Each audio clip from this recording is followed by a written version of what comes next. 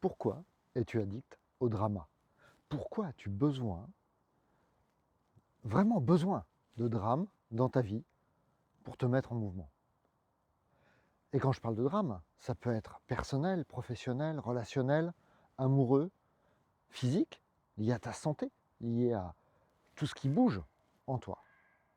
Pourquoi as-tu vraiment, de manière quasi obsessive, voire même très répétitive dans ta vie, besoin de drama? Alors il y a plein de clés à ça. La première, ça peut être de dire que tant qu'il n'y a pas un drame, en fait, ça ne vaut pas le coup de faire l'effort de bouger. Ça ne vaut pas le coup d'aller voir plus loin. Ça ne vaut pas le coup parce que ça ne fait pas suffisamment mal, en fait. Il y en a d'autres, hein. Ça peut être lié à de la rencontre avec des parts de toi qui sont blessées, qui sont choquées, qui sont remuées, qui vivent de toutes ces histoires que tu te racontes à propos de toi. Ça peut être tout simplement parce que c'est grisant, finalement, parce qu'il se passe des choses dans ta vie, quelle qu'elle soit. Et puis, tout simplement, juste, parce que ça te permet d'être quelqu'un. Je suis quelqu'un à qui il arrive des drames. L'identité, quoi. L'identité. Je suis quelqu'un à qui il arrive des drames. Regarde-moi, il m'arrive des drames. Aime-moi parce qu'il m'arrive des drames. Déteste-moi parce qu'il m'arrive des drames. Parle de moi. Intéresse-toi à moi parce qu'il m'arrive des drames. Je ne sais pas laquelle de ces situations résonne avec toi, mais je voulais les décortiquer un peu maintenant, avec vraiment l'envie juste d'accueillir que il se passe des choses dans la vie. Donc hello, moi c'est Cédric, et j'ai juste cette joie avec toi là ce soir, maintenant, en cet instant où tu regardes cette vidéo, parce que si tu la regardes maintenant, c'est que il y a une résonance quelque part qui se fait, tout simplement. C'est que tu avais besoin de la trouver maintenant. J'ai juste envie de voir avec toi ce que ça touche quand je te parle de ce drama, ce que ça touche profondément en toi, dans ton vécu, dans ton expérience, dans ton corps, que ce soit effectivement du physique, du relationnel, de l'amical, du professionnel, du familial, quelle que soit la teinte, le goût que prend ce drama dans ta vie. Et tout simplement, j'aimerais juste t'inviter à voir un instant ce qui se passe dans ton corps, ce qui se passe dans ton espace. Alors bien évidemment, évite de faire ça en plein milieu d'une foule, hein, c'est pas forcément l'endroit le plus approprié, mais tu vois, c'est si tu te poses tranquillou dans ton coin, là, à peine, vraiment tranquille, chill en toi. Qu'est-ce qui se passe quand j'évoque cette notion du drame? Le départ d'un proche, la rupture, la casse interne ou externe. Juste ça. Il se passe quoi? Tu vois, moi, quand je te dis ça, il se passe un resserrement dans mon ventre. Directement. Je sens que ça contracte. Et pour le coup, ça passe quasi en apnée. J'arrive plus à respirer. Il se passe des trucs dans mon corps à cette idée du drame. Et toi aussi, il se passe des trucs. Très probablement quelque part dans ton corps. Et si vraiment c'est pas assez net, va chercher un drame plus gros, un drame personnel, hein. Pas un drame loin. Je veux dire, quelque chose qui ne te touche pas directement, n'a pas le même impact. Ça peut avoir un goût de c'est intéressant de goûter ce drame qui arrive aux enfants de l'autre bout du monde. Cette horreur qui arrive à tel endroit ou tel endroit. Ça peut être valorisant de dire moi je m'occupe de ci, de ça, j'aide ceux qui vivent ça, ce drame-là, parce que ça me donne. Enfin voilà, c'est plutôt. C'est ça, enfin je suis quelqu'un de bien finalement, tu vois. Mais là vraiment, ok, on lâche tout ça et on revient à ce drame personnel, intime, ce vécu que tu as qui fait que hier, avant-hier, il y a 10 ans, il y a 50 ans, ça a changé quelque chose pour toi.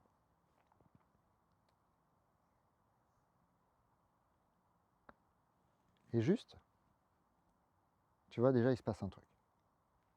Juste goûter que tu n'es plus forcément en train de le subir, ce drame. Le simple fait de l'observer, de créer de la distance avec, tu n'es plus complètement dedans. Et ça, c'est une première invitation. Parce que le drame, en fait, il ne t'appartient pas. Il y a une histoire qui s'est racontée, une histoire qui se vit pour toi, pour les autres, dans une interaction, dans une relation à, tu vois, et quand je parle de ton corps, c'est la même chose, hein.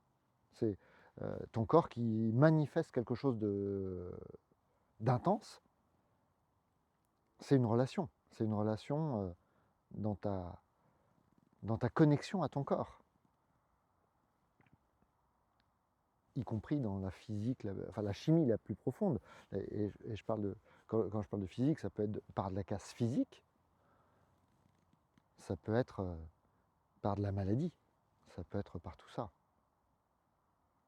Comment ce drame se vit? D'où est-ce qu'il s'observe? Et quelle relation tu peux avoir de toi-même avec ce drame?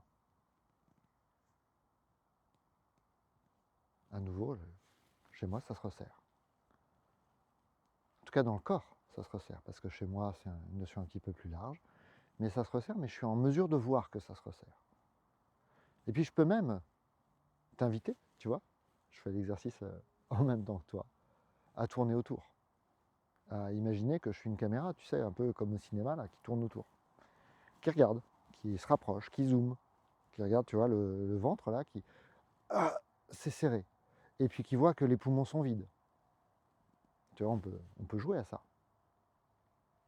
Mais c'est un jeu. Mais je t'invite à le faire si tu as envie, ça peut être drôle. De voir que tu peux le faire. Que tu n'es plus ce poumon qui se vide, ce ventre qui se contracte, cet espace qui est complètement bloqué. Tu peux le voir, donc c'est que tu n'es pas collé à cet espace. Et tu n'es pas cet espace en tant que tel. Et en tournant autour, en regardant ce qui se passe, tu peux éventuellement, tu vas profiter de cet instant de calme intérieur, de cette connexion qui peut y avoir là, entre nous, de ce silence qui se fait. Peut-être même que tu as des bouts d'histoire qui apparaissent. Ah oui, j'ai vécu, enfin dans ce drame, il se passe ça, ok, d'accord. Et puis il y a cette relation, et puis il y a cette histoire, et puis il y a un tel. Et tu peux continuer à tourner autour, regarder, observer. Et plus tu tournes autour, plus tu observes, tu peux zoomer, tu peux dézoomer, tu peux passer par au-dessus, tu peux passer par en dessous si tu as envie. Aller faire le tour de cette histoire, de ce drame. Tu peux en goûter la forme. Et voir que cette forme, c'est pas toi. Ça a un impact, ça a des conséquences sur ce toi corps physique, sur ce toi corps mental qui vit les relations, qui vit les attachements, qui vit les crispations avec la vie. Mais c'est pas toi, puisque tu es en train de le voir.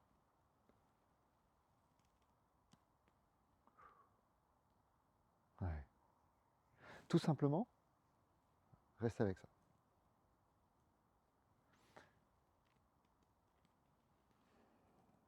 Et goûter ce qui se passe. Tu vois, chez moi, il y a tout de suite une forme de relâchement qui se fait. Un espace qui se libère, en fait. Voire même un fardeau qui se décharge. Je regarde et je vois que ce n'est pas moi, puisque je le regarde. Ça n'est pas nécessairement quelque chose que je dois porter. C'est une vraie question. Est-ce que c'est quelque chose que tu dois porter? Est-ce que c'est quelque chose que tu dois vivre de cette façon-là? Et c'est pas pour nier une situation quelconque. Tu vois, tu es blessé physiquement, il y a une maladie, il y a une blessure émotionnelle, il y a quelque chose qui n'est pas, voilà, le départ d'un proche. Est-ce que tu es obligé de le porter? Est-ce que savoir que c'est là, être en contact avec, là, tout de suite, dans cet espace-là, n'est pas peut-être suffisant? est-il réellement nécessaire de le cristalliser, de le porter, de le garder, tu vois, de le serrer, d'en faire un objet. Et tu vois, hop, je suis en train de faire ma boule là, de glaise, de trucs, de mémoire, et je la porte. Et puis, voire même, je peux me la rajouter sur moi, tu vois, m'en mettre des épaisseurs. Des épaisseurs pour me protéger, des épaisseurs pour garder le souvenir intense de cet épisode, de ce drama. Ou pas. Où je peux juste voir que c'est un objet que je suis en train de regarder, d'observer, et que si je le lâche, entre guillemets, c'est pas à m'en débarrasser, je suis pas en train de le dégager, je suis pas en train de dire va-t'en, je veux plus de toi. Juste, sans aucun attachement, le laisser être. Et voir qu'en fait, c'est pas moi. C'est pas mon intérieur. C'est pas nécessaire que je porte ça. Et je suis pas en train de parler de guérison d'une maladie.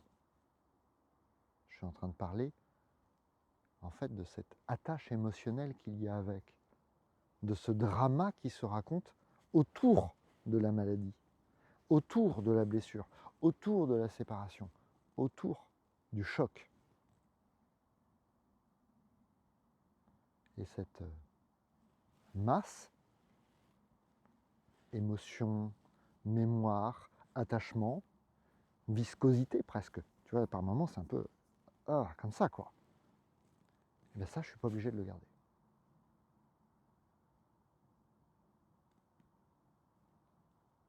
Et toi non plus. Nous ne sommes pas obligés de porter tout ça, de garder tout ça, et d'en faire un objet qu'on exhibe, qu'on montre même avant d'arriver. Ah ouais, c'est Cédric, il a vécu ça, c'est dur. Waouh. Bon, stop. Je suis pas ça. Hein.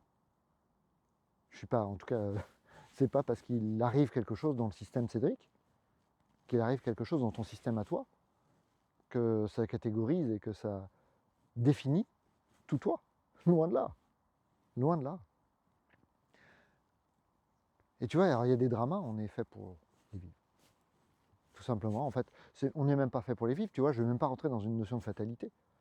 La vie dans cette dualité, dans cette vie dense, matérielle, avec cet apparent temps, fait que il y a des naissances, il y a des décès, il y a des accidents de la vie, il y a des rencontres et des séparations.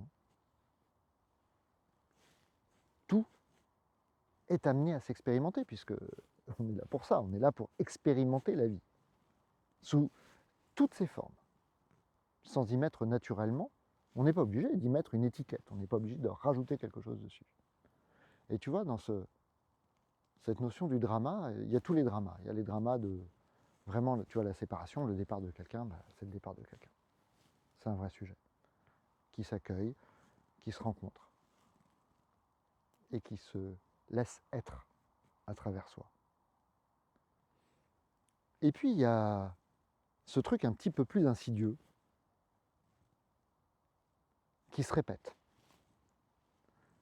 Ces trucs récurrents, ces situations qui ont tendance à se reproduire dans ta vie.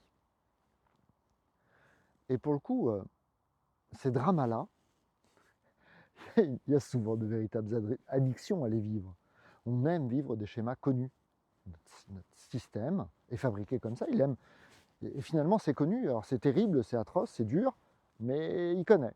Donc peut-être qu'il y a une forme d'habitude, de connaissance intime de cette forme répétitive, de ce pattern. Et ça non plus, je ne suis pas obligé de le garder. Ça non plus, je ne suis pas obligé de m'y attacher. Je ne suis pas obligé de me dire, ça a eu lieu, donc ça aura lieu à nouveau. Tu vois, tout à l'heure en voiture, il y a une de mes filles qui me disait en voyage scolaire à Belle-Île, en fait, je me suis rendu compte que j'ai appris que j'avais le mal de mer. Et donc maintenant, vraiment, j'ai le mal de mer. Alors tu vois, je la regarde, je dis ok, t'as pris le bateau combien de fois? 2 fois, l'aller, le retour, ok. Et t'as eu le mal de mer les 2 fois? Non. Ok. Donc, c'est quoi l'attachement? Le truc, qui dit ouais, enfin, moi, de toute façon, j'ai le mal de mer. Tu n'as pas eu le mal de mer de la même façon, avec la même intensité les deux fois. Tu n'as pas eu la même expérience les deux fois. Pourquoi est-ce que tu retiens celle qui te dit là, j'ai eu le mal de mer?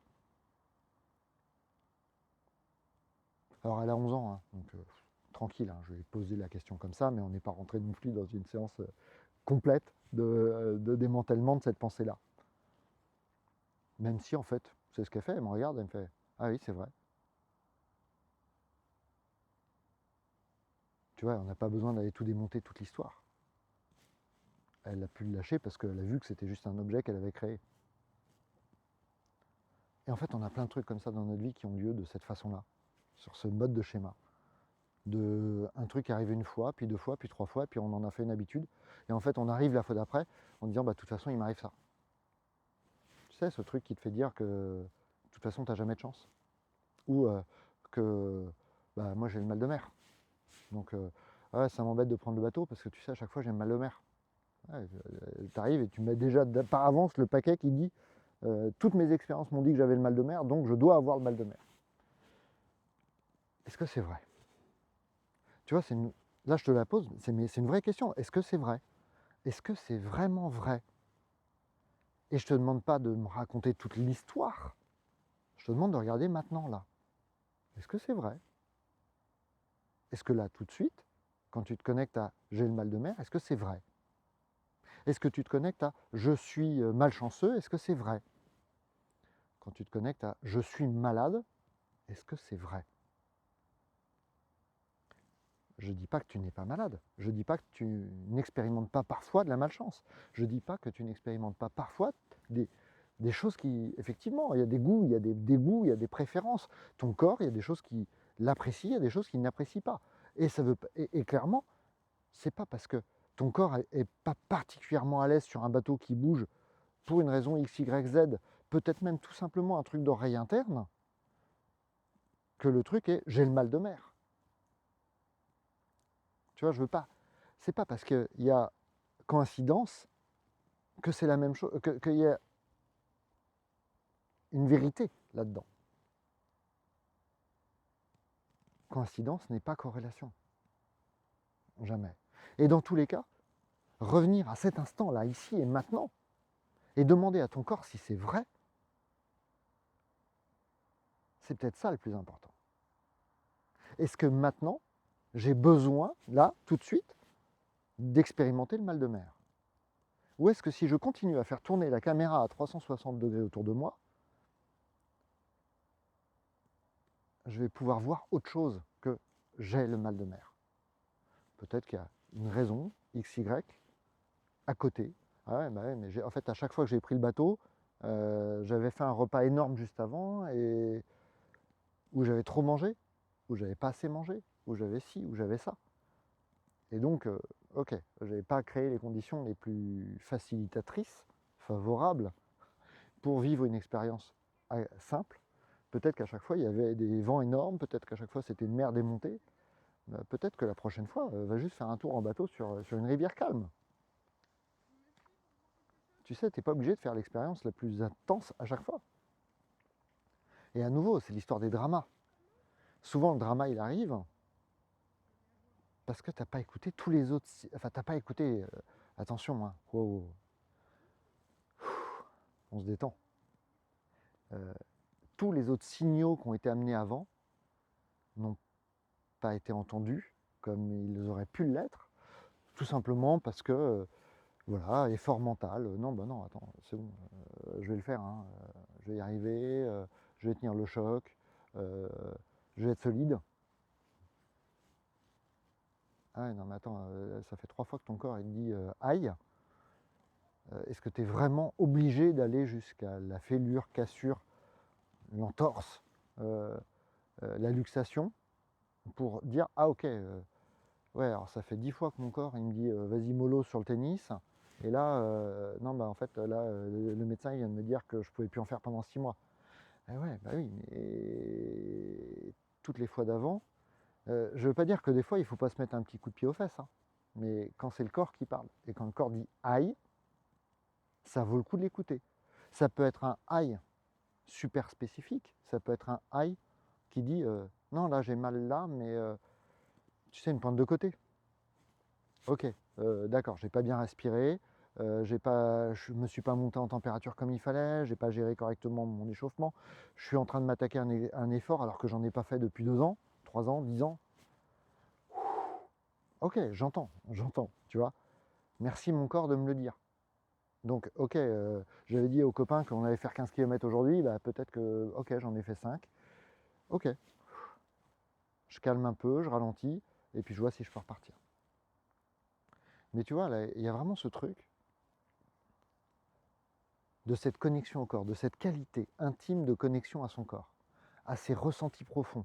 C'est, alors clairement, pour toutes les personnes qui font du human design ou qui sont sensibilisées au human design, quand je vois le nombre de générateurs qui n'écoutent pas du tout leur réaction sacrale, leur corps qui fait non, j'ai pas l'énergie pour ça, et qui font quand même, pour des raisons mentales, je dois y arriver, pour des raisons de volonté, d'ego, plus ou moins mal placé. Et alors, clairement, l'exemple de Cédric qui a marché jusqu'à facilement ses 35 ans à coup de TEPA-CAP, je vois bien hein, que l'ego, il peut largement amener à des situations complètement pourries. Et que le TEPA-CAP et le... Non mais Cédric, il faut être loyal, il faut être solide, il faut tenir tes engagements, il faut être fort. Ouais. Bah, ça a amené à une phase de vie que j'ai déjà racontée dans des vidéos et d'effondrement complet du système. À un premier burn-out, et puis à tout ce qui s'est passé ensuite. Séparation, fermeture de boîte, liquidation, changement de vie, remise à zéro du système. Est-ce que toi aussi, tu es obligé d'arriver jusque-là? Est-ce que toi aussi, tu es obligé d'atteindre la casse du corps parce que tu n'auras jamais écouté tous les signaux qu'il t'a donnés avant? Et là, c'est une question que je te pose là, mais direct, tu vois, parce qu'elle est passée. Ça, c'est une expérience que j'ai faite. Et c'est une expérience, en plus, si tu écoutes cette vidéo, c'est que soit t'en es pas loin, soit tu l'as déjà expérimenté, soit c'est un truc que tu sens dans l'air. Et là, tu vois, il y a vraiment ce truc pour les personnes générateurs. Alors, pour savoir si tu es générateur ou pas, tu vas sur mon site, il y a Analyse Human Design, tu peux faire directement ta carte gratuite et ça va te dire si tu es générateur, ça va te dire si tu es projecteur, manifesteur, réflecteur. Ça va te donner l'info et ça va te permettre en tout cas d'entendre ce que je suis en train de te dire là. Et tu peux directement télécharger. Tu as 2-3 éléments ultra simples qui te disent, qui te donnent des éléments sur comment ça fonctionne pour toi. Si tu veux aller plus loin, il y a le livret à 27 € qui te permet vraiment d'avoir une lecture beaucoup plus complète. Mais ça, tu vois, le Human Design, c'est un aspect qui permet vraiment de rentrer dans ce fonctionnement par le corps, de la mécanique de comment on est fait. Mais 70% de générateurs sur la planète, et sur ces 70%, il y en a bien 90% qui n'écoutent plus jamais leur sacral. Et le sacral, en fait, il te dit pas si tu as envie de faire quelque chose ou pas. Il te dit si tu as l'énergie de faire quelque chose ou pas. Et là, c'est pour les générateurs. Ensuite, on peut parler de toutes les personnes qui ont le rat, enfin le spleen, la rate, la zone foie, rate, etc., le système de survie du corps, qui ont des instincts comme ça, qui disent je le sens pas, non, ou ça, non, il y a un truc là, mon corps il me dit non, et qui n'écoutent pas. Et ils n'écoutent pas une fois, et la première fois ça fait comme ça, et il y a un problème. Et puis la deuxième fois ça tape, et puis la troisième fois ça y va à coup de batte de baseball parce que tu n'as pas écouté. Et c'est pas pour te culpabiliser, je le dis comme ça, mais c'est vraiment pour te montrer la mécanique. En fait, ton corps te parle, et mon corps m'a parlé, il m'a parlé un nombre de fois phénoménal. Il m'a dit stop un nombre de fois phénoménal. Et je ne l'ai pas écouté. Et tu vois, j'avais même construit une identité en disant de toute façon, moi je suis jamais malade. Par contre, c'est vrai que quand il m'arrive un truc, je me fais défoncer. Ah bah, ça m'arrivait plus d'une fois. Hein. Ça m'arrivait plus d'une fois. De trucs très bêtes où je m'abîme le poignet à un cours de Krav Maga. Et puis je fais non, c'est bon, ça va. Et puis le cours d'après, et puis le cours d'après. Et là, tu vois, on est plus de 10 ans plus tard.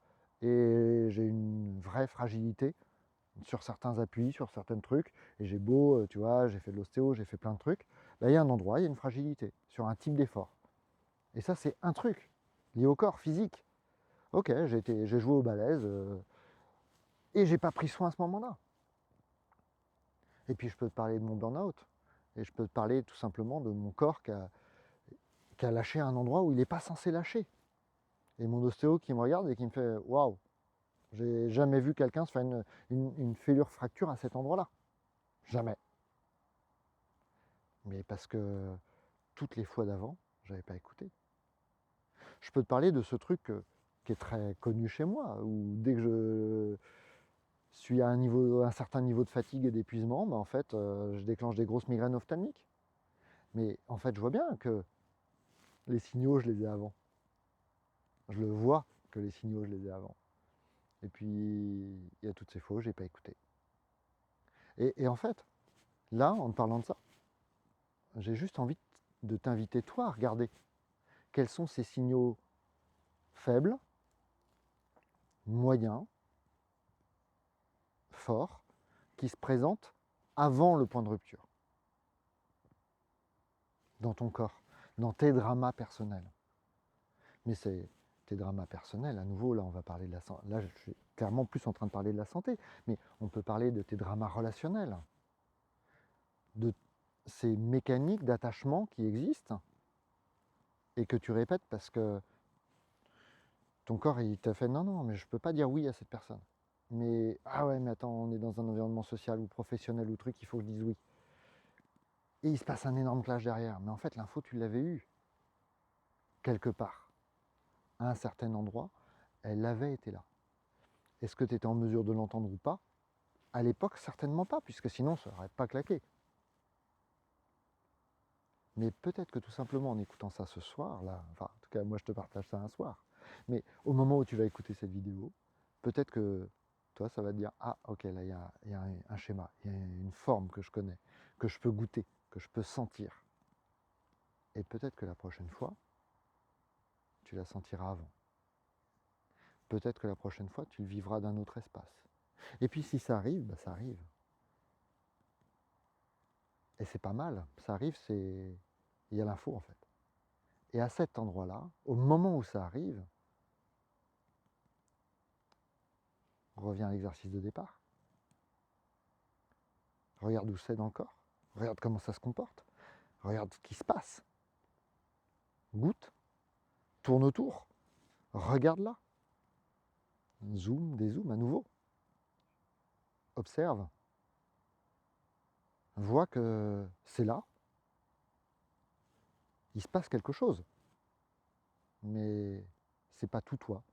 Tu es en mesure de créer l'espace pour l'observer. Et en créant cet espace, il y a de l'accueil qui se met dedans. Et puis si tu n'arrives pas... Et c'est pas si tu n'arrives pas en fait. C'est si tout seul, toi dans ton espace, ça, tu sens de la détente mais que ça ne se libère pas complètement, bah, c'est le moment peut-être de demander à quelqu'un.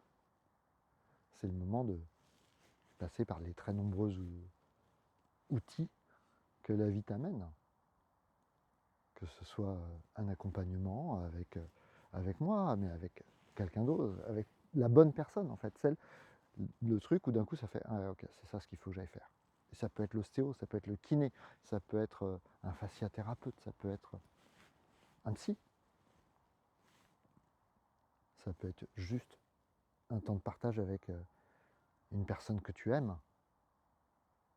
qui t'aime et avec qui tu es en confiance, pour déposer ce qui t'arrive, sans jugement, dans une écoute réelle et profonde.